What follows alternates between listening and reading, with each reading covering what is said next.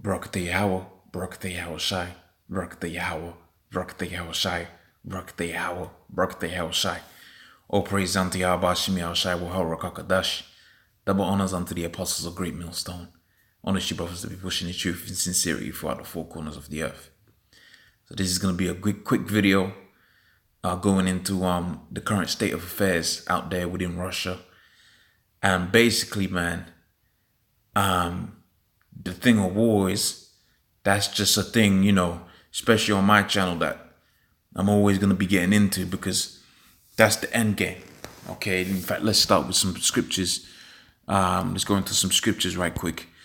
The book of Joel, the 3rd chapter. This is a common scripture for videos like this. Maybe I've used this maybe 100 times. But don't change the message. Okay, the book of Joel, the 3rd chapter, the first verse says, Behold, for behold in those days, and in that time, when I will bring again the captivity of Judah and Jerusalem. So we know that from the book of Deuteronomy, the 28th chapter and the 64th verse, that the Lord scattered Judah and Jerusalem. And we also know from the scriptures, like the book of Ezekiel, I believe it is the 37th chapter, or if not the 36th chapter, where it talks about how Jerusalem shall be trodden down of the heathen. And basically, to put that into layman's terms, that's the land of Israel was going to be, the people that was going to live there was going to be heathens. That is to say, it wasn't going to be the Israelites that was going to be living there. Well, pretty much what you're going to find out is that's the situation that you have right now. And what the scripture saying here is, when the Lord was going to bring again the captivity of Judah and Jerusalem, he was going to take them from the captivity and bring them into their land. Okay, take them from whether they may be scattered, and take them to their own land. It says, I'll also gather all nations and will bring them into the valley of Jehoshaphat, and I'll plead with them for my people and for my heritage Israel, whom they have scattered amongst the nations and part of my land. And they have cast lots for my people, and they have given a boy for an harlot and sold a girl for wine. So this is talking about the slavery that the children of Israel, the Israelites, have been going through, and basically the judgment for that. Okay, because the Bible speaks about vengeance, man. Okay, the judgment for that was going to be this war. Okay, that's going to play out. Okay, the book of 2 Thessalonians 1:6, seeing it is a righteous thing with Yahweh to recompense tribulation to them that trouble you.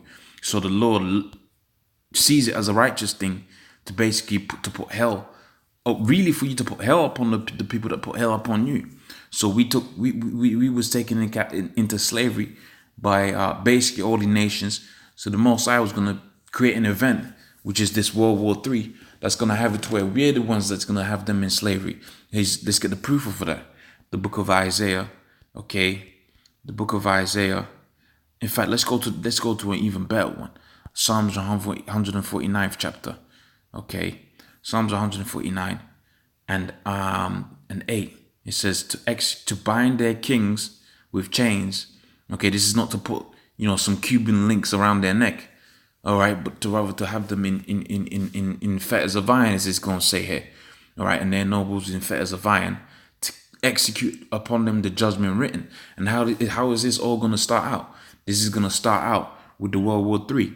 Okay, in fact, when you go into the book of Isaiah, the 13th chapter, it's good to start off within the 13th chapter, the end of the 13th chapter, and then go into the 14th, because you get a feeling of what's happening. So all throughout the 13th chapter, you read about what?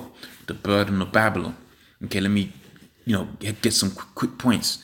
The noise of a multitude in the mountains, like a tumultuous noise of a great people, noise, kingdoms, nations gather together for the Lord of hosts, mastereth after the host of battle. This is what's happening here. You got military drills being prepared out here. And the United States is going to do the same thing. Okay, they come from a far country, even at the end of heaven. Even the Lord and the weapons of his indignation to destroy the whole land. So this is what the Lord is bringing by way of those ICBM nuclear missiles. Okay, 11, I'll punish the world for their evil and the wicked for their iniquity. All right, and notice there's a difference there, because you got the children of men, the children of the wicked, and you got it to where you got the children of God. We, the Israelites, are the children of God. That's why we have that name. He, the prince with the power, Yasharallah, or to put it into modern day English, Israel. When you take that word Israel and you put it back into its original way, okay, you get the term Yasharallah.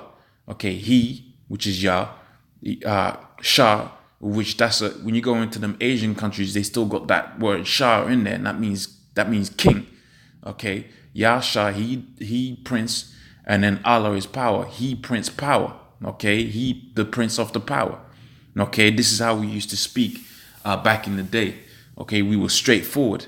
Matter of fact, a lot of the problems that you have when you come into this truth, a lot of the problems you're gonna have with people is that you're gonna be too straightforward for them, because that's how when you go into the scriptures, that's how you find things up. Okay, the name that you're gonna give to the children of God is what? He, Prince, Power, the children of God. Okay, so those are the three classifications of men, and the reason I said that is because the wicked, okay, is Esau. And you're going to find out that the judgment of Esau, the king of Babylon, and their contemporaries is to be wiped off of the face of the earth. And the beginning of that is going to be the World War III. But ultimately, when we have had it to where the World War III is played out, okay, the nations go into slavery underneath the princes with the power. After a period of 1,000 years of them building up our kingdom like we built up America and all these other Edomite kingdoms, okay, you're going to have it to where the Edomites is going to be taken off the earth. The book of Obadiah, the first chapter goes into the book of Obadiah goes into that. The book of Isaiah, the 14th chapter goes into that. Okay, so continuing, all right, 19, and Babylon, which is America, modern day terms. Obviously, there's a historical perspective to this, but all scholars agree upon one thing, that within the scriptures there's a prophetic Babylon, which is America, and there's a historical Babylon. Okay, and the proof of that is the last chapter, which is the 22nd verse, which didn't happen to the historical Babylon, but rather it's going to happen to the prophetic Babylon. And this scripture is going to take us into the Isaiah, the 14th chapter. Okay, so it says 19th verse, in Babylon, the glory of kingdoms, which is America. That's the glory of countries right now. The beauty of the Chaldees, excellency, which the Chaldees were like magi's and witches. Okay, and I believe that was the mother state. If I'm not mistaken, don't quote me on that. I forget the exact history of how that goes down. All right, excellency shall be overthrown as when the Most High overthrew Sodom and Gomorrah. Now this didn't happen to the ancient Babylon. Okay, the ancient site or city of Babylon was absorbed into the next empire that existed within the earth. So you had the Babylonians, I believe you had the Assyrians, and then the Assyrians, was it the Medo-Persians, and then is that the right order? No, you had the Babylonians, of course, and then after the Babylonians, you had the Medo-Persians. Okay, but the modern day interpretation of the Medo-Persians is going to be who? Okay, the Russians, because the Russians are going to take down who? America. So these scriptures are multifold, man. And that's the beauty of these scriptures. That's why you can't go into no scholarly place and just get the juice. Okay, you have to get it from the teachers, because the teachers is going to get the divine inspiration of Yahweh Hashem Shai to break these scriptures down the correct way. Not me, but the teachers. But because I've learned of them, I too have now become, Lord's will, a teacher. Okay, so it says there, shall be as when the Most High overthrew Sodom and Gomorrah, and then this is the point: it shall never be inhabited, neither shall it be dwelt in from generation to generation. And that's talking about the prophetic site of Babylon, because the ancient Babylon, which is Iraq, okay, modern day Iraq, was absorbed into the Medo-Persian Empire and consequently absorbed into the Grecian Empire. So it existed all the way up until today, and it still exists. So this prophetic Babylon, which is America, is going to be basically never be dwelt in again.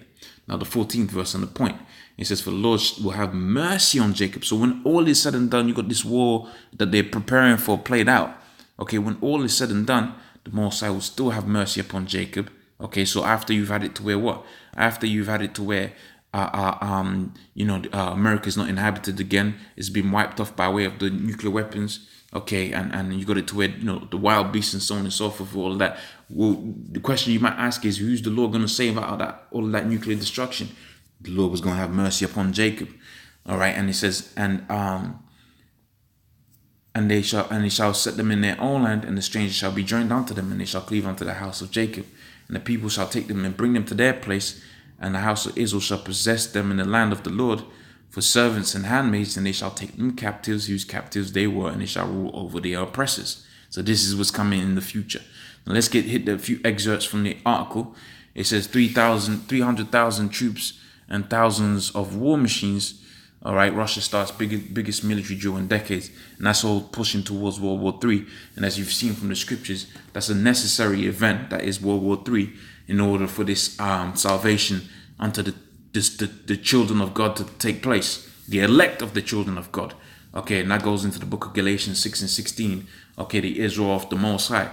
It says some 300,000 troops and 10,000 vehicles, aircrafts, warships are participating in the largest military exercise, all right, Russia has staged in 37th years.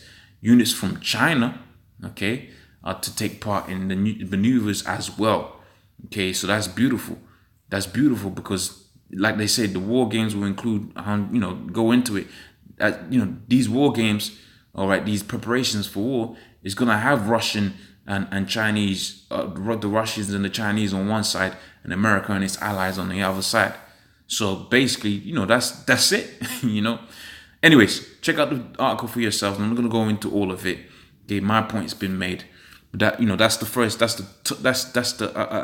the one. The first biggest one in 37 years. So they're preparing for something, and they know what's on the horizon. That's that World War III. Okay, so with that, I'm gonna say, all praise unto Yahweh Shemi Al-Shai wa Baruch HaKadosh, double honors unto the apostles of Great Millstone. Honestly, brothers that be pushing this truth in sincerity. Shalom.